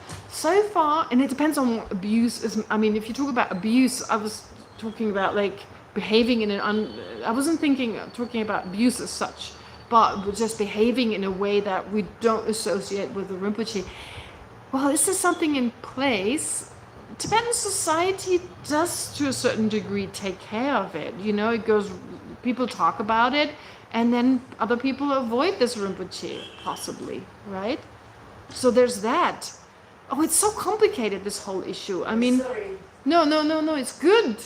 It's an important question, because here's the theory and there's the praxis. So how do these two come together? But I think, and sometimes, of course, sometimes lamas may also be accused of something without having done something. That's also possible, right? We don't know. But it could be any of those. The point is we have to check ourselves. The point is, before we rely on a lama, that's why Lama Tsongkhapa said, before you rely on a lama, check this lama really well. Don't rush into it. Oh, I want a lama. I like the people surrounding the lama. Don't rush into it, because maybe this person isn't fully qualified and they do terrible things. I mean, here I'm talking about like terrible, like in terms of abuse. So it's very important to check really, really well, and to not be. Sometimes as Westerners, in particular, we're a bit in a rush. We come from fast food society, etc. So I'm talking about myself here. I wanted quickly to have a lama. You know, everyone had their lama. I wanted my lama. And I didn't check well enough. And so it's important for us to check. And there is no mechanism, like a kind of a lama police as such. I mean, just to exaggerate it. But society does kind of, you know, to a certain degree, like if these things become known, and yeah, it's then certain consequences are taken, but not always to the degree we may like to. I mean, it's a different society, it works differently. But yeah, in the end, I think it's all dependent on us to check, to protect ourselves. And this whole thing with Rinpoche is, yeah, it's controversial a little bit. I mean, it's still beautiful. I mean, if I think of my own, like Lama Zopa Rinpoche, it's so important he comes back. His Holiness, you know, these amazing beings who I believe, I mean, they're amazing, and I've never heard anything in that sense about them. So for me, it's very important to have that tradition, but I also know it's sometimes criticized by others. Yeah, so it's complicated. But samsara is a mess anyway, so having a messy existence, then, you know, it also becomes part of the Dharma. So unfortunately, I don't really have an answer to that. Right, but that was nice, thank you. Sure. Okay. What? I think they need to get rid of the tulpa system. Do I want them to get rid of the tulpa system? Because the Dharma's degenerating, and this is just adding. Yeah. This is like putting more salt. Right. Well, Yeah. at least for the stories people listen to and Right. follow, and the good ones, and people always like the negative more than the positive. Right. Yeah. I don't know.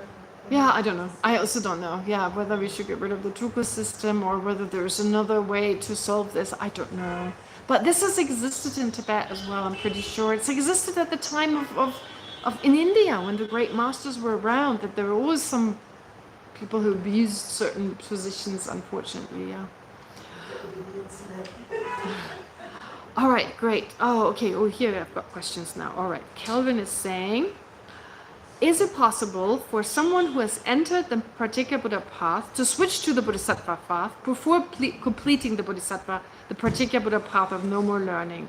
Page 49 of the text seems to suggest that it's not possible. The seeker of the Pratyeka Buddha state, to whom a Buddha revealed dependent origination, may not attain Nirvana in that very life, but will definitely attain it in a subsequent life. Ah, okay. Well, there is a certain, I think it's from the, in the beginning it's possible to change. In the beginning, I believe it is from the path of accumulation can be subdivided into three: small, middling, and great. And I believe it's from the middling onwards that your determination has become so strong. Like for all the practitioners, whether Hira, solitary realizer, or Bodhisattva, these levels are described in a similar way to make it a little easier. Now, of course, their practices are different, their attainments are different, but to have the five path of accumulation, path of preparation, path of seeing, path of meditation, path of no more learning, that is explained for Hira, solitary realizer, and Bodhisattva. And then the path of accumulation is subdivided into small, middling, and great for each one of them. Now, for the Bodhisattva path, usually it's said that on the middling level, you no longer lose bodhicitta.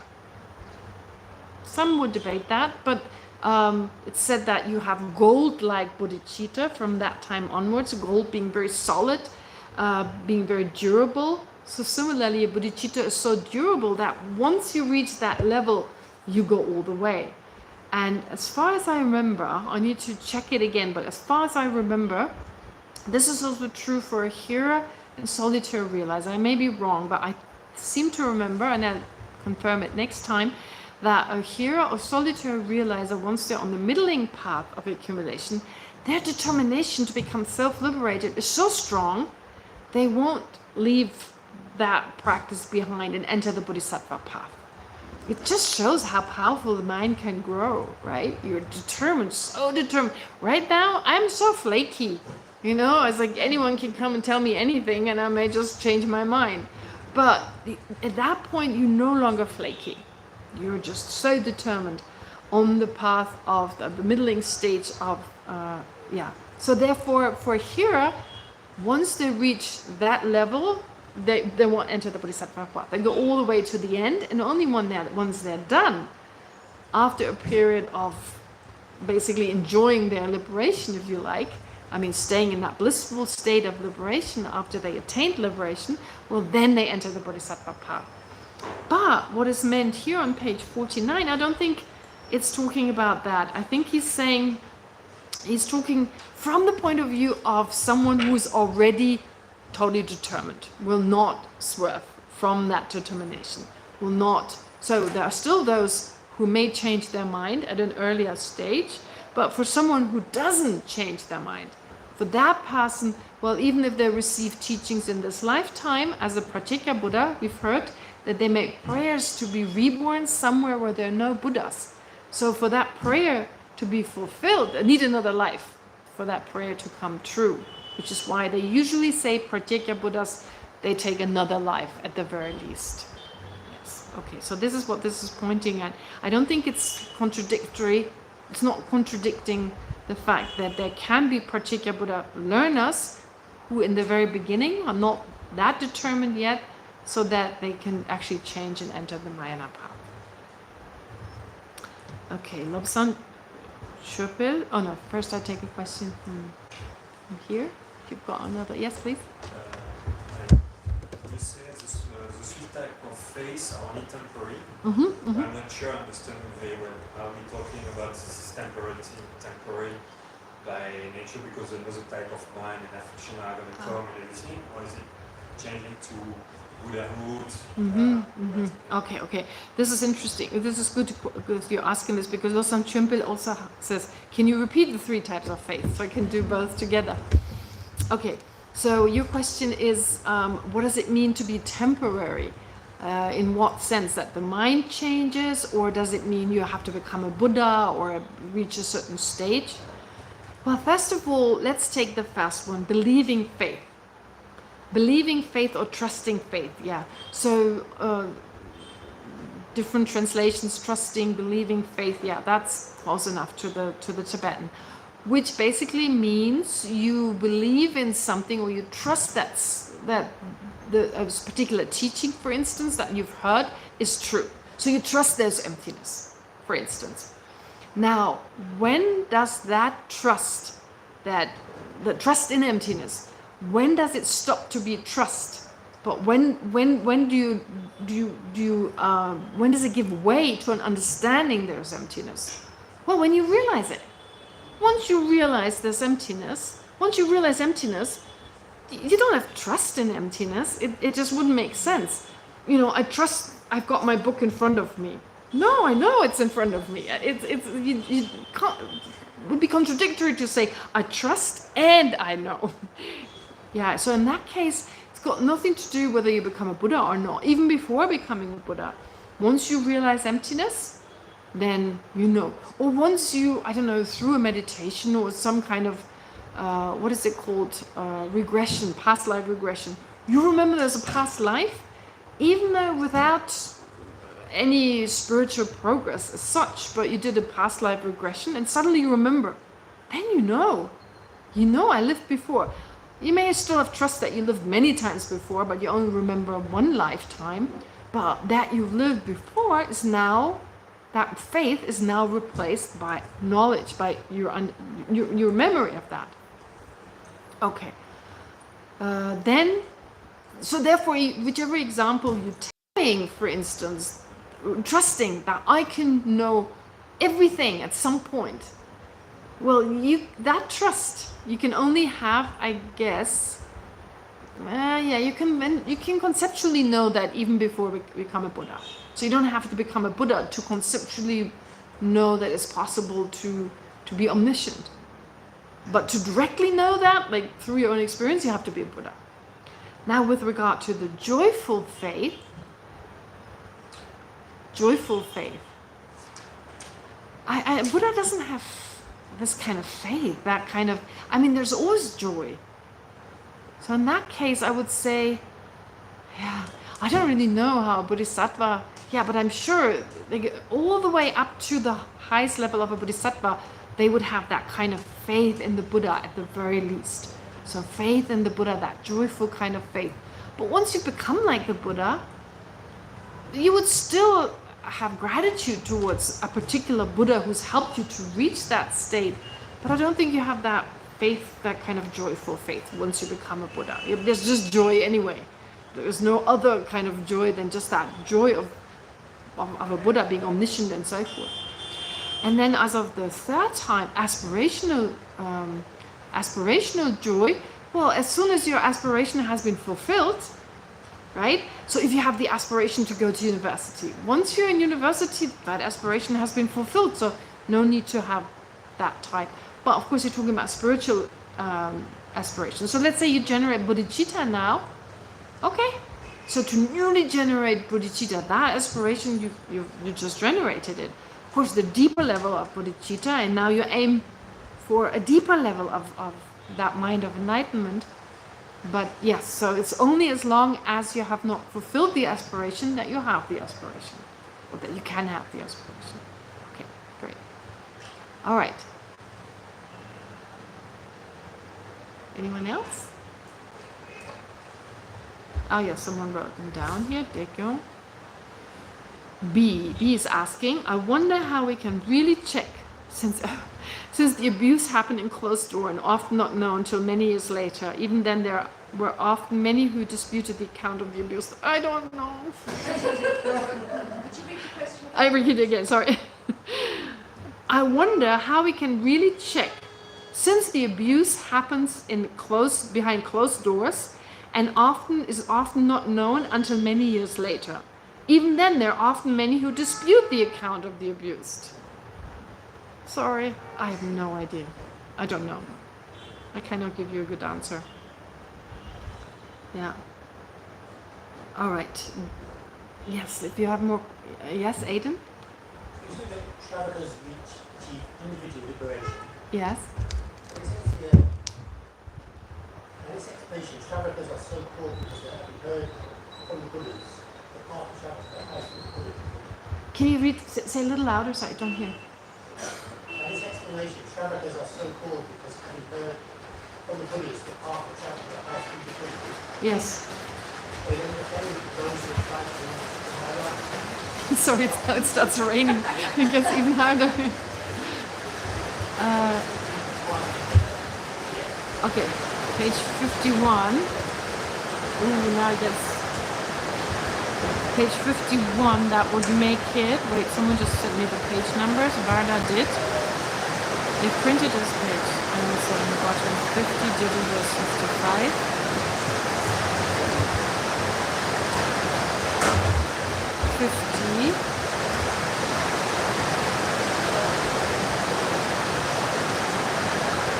Now I really have a hard time hearing.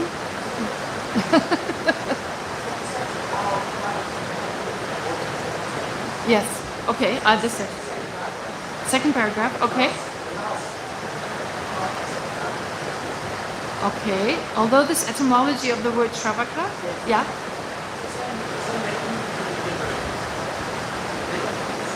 They're not Buddhas. That's a form of example for a term to be used as a noun. For example, Shravaka can be taken the one who proclaims what was heard. By this explanation, Shravakas are so called because having heard from the Buddhas the path to travel to the highest fruit of Buddhahood, yes, they then proclaim it to those who are inclined towards the Maya Yoga. They don't practice it. They just teach it to others. Yeah, exactly. That's what it says on the next page. Some might wonder, oh yeah, Shravakas proclaim the Mahayana path but do not practice it themselves. Not even a facsimile of it or a semblance of it. Yes. So it's like it's said that, well, maybe some of them may actually be inspired to enter the Mahayana path if they are not that determined yet. You remember I said in the beginning, you may still switch. You may still, yeah. Yes. I think it's the time of the Buddha. Yes. So I think this is mainly talking about, because we hear so much about there being so many heroes at the time of the Buddha. So mainly he's referring to the time of the Buddha when there were so many Shravakas. I speak up a little bit, because of the rain. Anyway, we'll go a little longer today. I was late today, and you've got nowhere to go unless you've got an umbrella. I'll go a little longer today. So mainly at the time of the Buddha, but even at the time of Chandrakirti, it was possible that there were heroes. Let's say there were these great masters who were great bodhisattvas or maybe even enlightened. So they had different disciples and possibly hero disciples as well as bodhisattva disciples. And some of the heroes, very intelligent, very bright, they thought, oh, great idea. It's not for me, but it makes sense to me. I'll teach the bodhisattvas. So it wasn't about, like nowadays we want the best, right? We're like, we live in the world, we just want the best, the fastest. That's how advertising works. I mean, advertising is encourages us to do that. But when you read some of the accounts of the past, well, what's the best is not necessarily the best for me.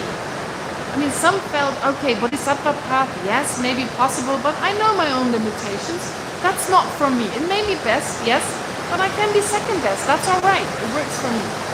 So So such was the attitude, I'm pretty sure. Nowadays it'd be a little bit different maybe because we're so used to just wanting the best. Yeah, but it's important to be realistic and start where we are. Yeah. Okay, you had, let me just, you get a chance to ask. So Banu says, it says may not as opposed to cannot. I'm assuming that means they may possibly not attain nirvana, but also possibly may. Now that's a good point. This is in response to Kelvin's question, when it says they cannot attain liberation in this lifetime. May not in this very lifetime. Okay, so it's actually possible that they do attain liberation in that very lifetime. Okay, but possibly it's also possible that we have to wait for another lifetime, especially because I say they definitely will achieve it in a later life as opposed to only will achieve it in a later life. What do you think? I'll need to look it up in Tibetan again to make sure that the Tibetan also reflects exactly that, but I think it's a good point. So for those of you who didn't hear it right now, never mind. I'll address it again next time. Okay. Yes, go ahead. I was wondering because we are talking about Acharya Chandrakirti being a trailblazer. Acharya Chandrakirti being he's not a trailblazer. Okay, he is a Prasangika trailblazer, but not a trailblazer. This is a little bit strange. If he's known as Prasangika Madhyamika trailblazer, why he's still an Acharya, not Arya, whereas Let's say again. Acharya Chandrakirti is a Prasangika trailblazer, but not a trailblazer. He is a Prasangika trailblazer, but not a trailblazer. Arya Nagarjuna is a Madhyamika trailblazer and a trailblazer. This is weird. It's weird, right? It's good that you recognize it's weird. Yeah, it's weird. Why is that? That's your homework. That's your homework. Okay, I'll say it again. We talk about two trailblazers usually. Why? Why two trailblazers? From the point of view of four philosophical schools, we have Vaibhashika, Sautantrika, Chittamatra, and Madhyamika. Those four. Now, these were not randomly made up. It's based on what the Buddha taught. You take all the 84,000 different teachings by the Buddha and you categorize them. You can categorize them philosophically. When the Buddha taught, especially philosophy, you can categorize them into those four. The first two, do they distinguish the followers of the Vaibhashika and the Sautantrika? Do they talk about these teachings of the Buddha need to be interpreted? These teachings of the Buddha are definitive? We already heard. No. Everything the Buddha said is taken literally. Okay? According to these schools, traditionally. Now, in the Chittamatra and the Madhyamika school, they say, no, not everything the Buddha taught can be taken literally.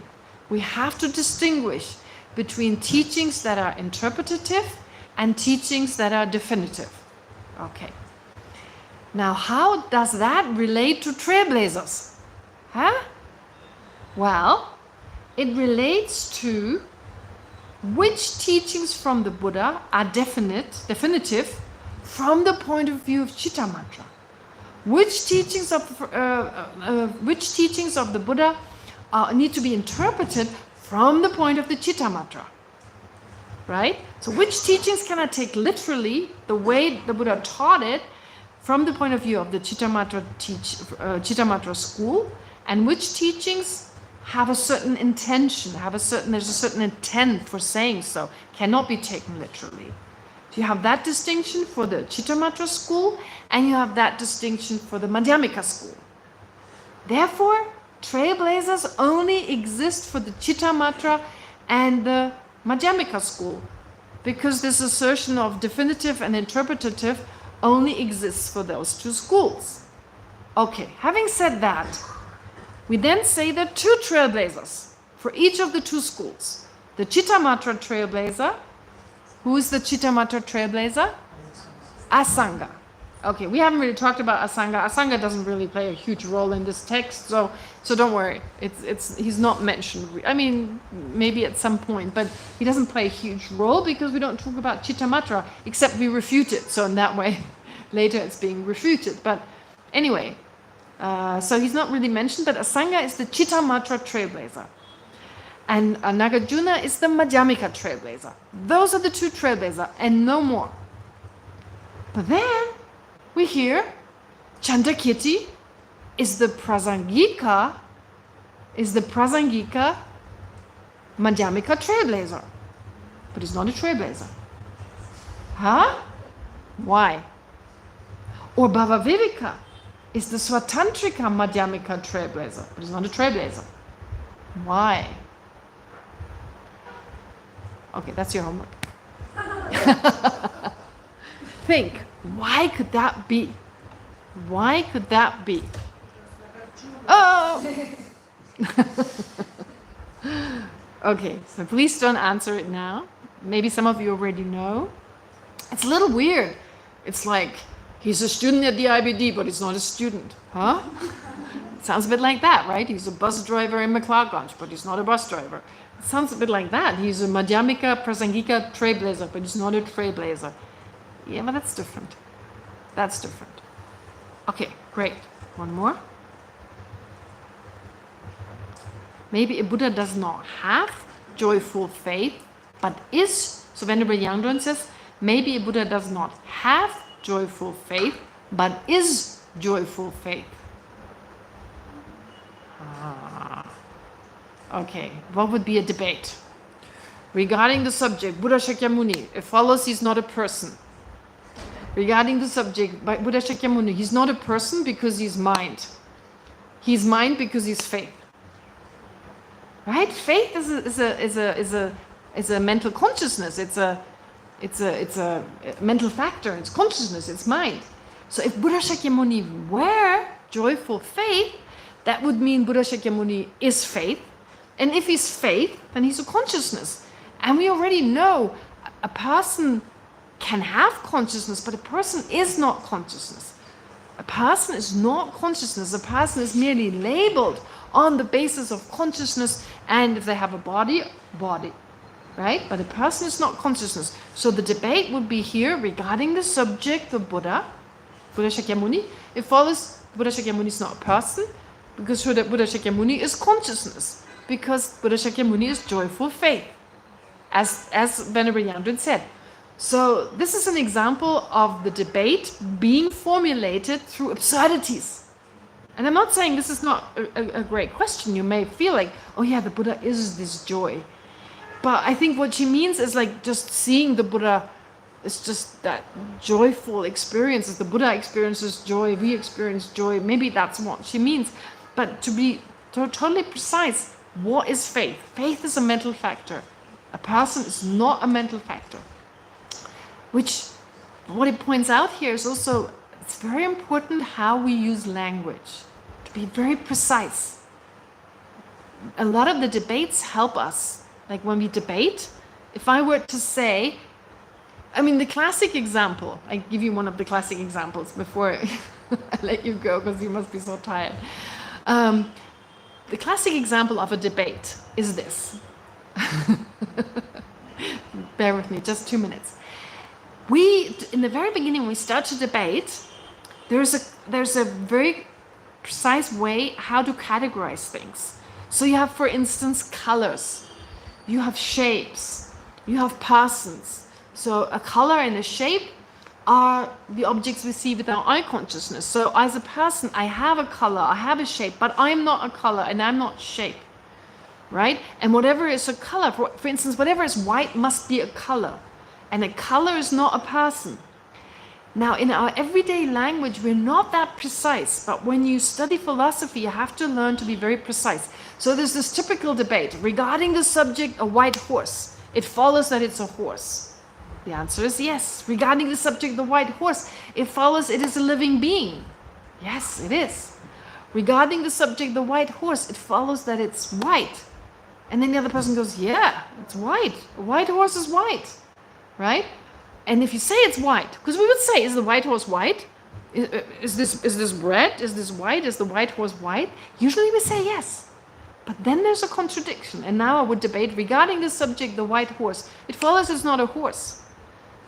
It follows it's not a horse because it's not a living being. It's not a living being because it's a color. It's a color because it's white. Right?